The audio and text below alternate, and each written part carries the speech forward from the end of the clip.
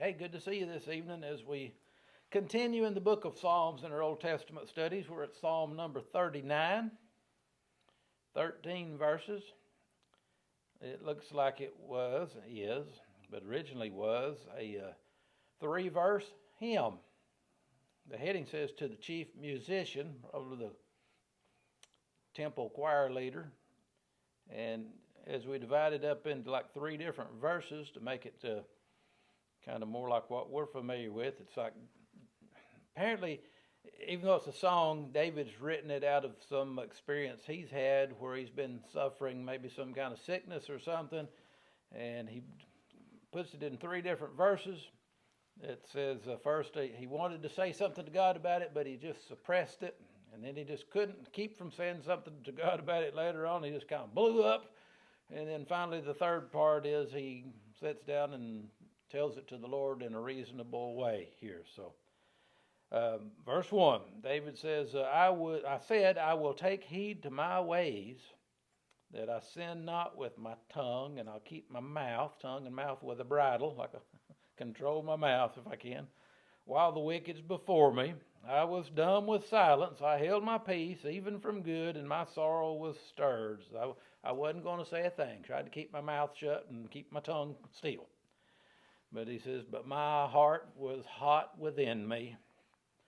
And while I was musing or meditating, the fire burned. It raged within me. He said, then I just couldn't keep quiet. So then I spake with my tongue. And I said, Lord, make me to know my end and measure of my days what it is, that I may know how frail I am. That ain't a bad prayer for all of us. Lord, show us that we are but dust, and this life's but a vapor that appears for a little while, then fades away. Let us know how frail we are, because in the light of eternity, we're just here for a poof, and we're going on to eternity. Behold, that you have made my days as a handbreadth, measurement, and mine age is as nothing before thee.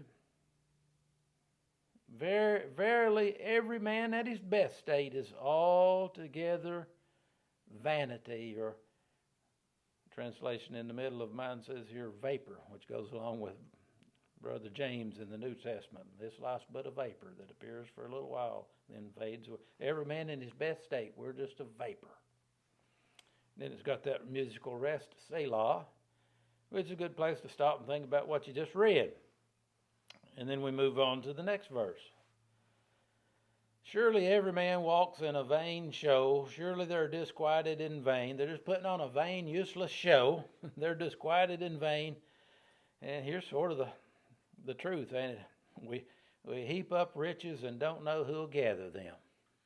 We're all worried about getting ours and hanging on to it, and we're just here for a little while, and it's going to be somebody else's.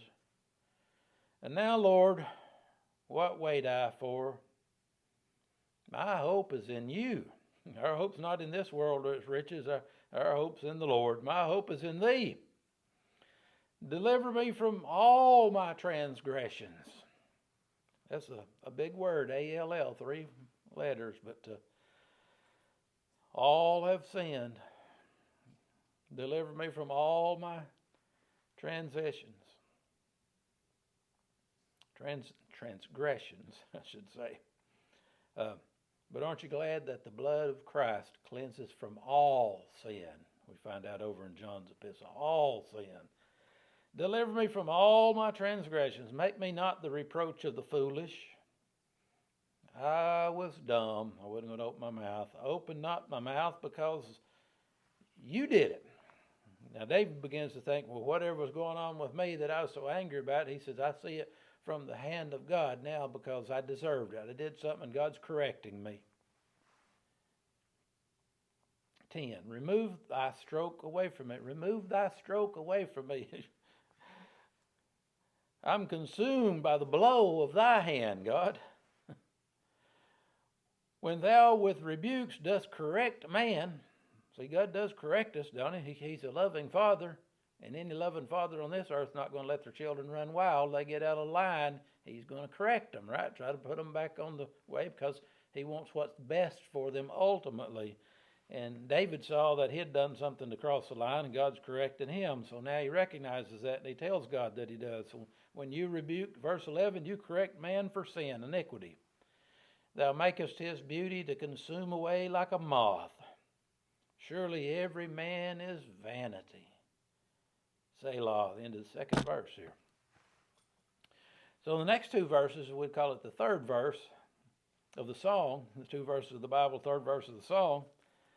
And I think David's kind of getting things all straightened out now. He's just going to pray. The Lord says, hear my prayer, O Lord, and give ear unto my cry. Listen to me, Lord. Says, hold not your peace at my tears. I'm coming to you with a broken spirit and contrite heart, Lord. I'm praying. Please listen to me. Hear my prayer, O Lord. Hold not thy peace at my tears, for I'm a stranger with thee and a sojourner, as my fathers were, just passing through this world. Oh, spare me, that I may recover strength before I go hence and be no more. He's praying for God to heal him from whatever it was. All right, that's a good psalm. See you next week, Psalm 40.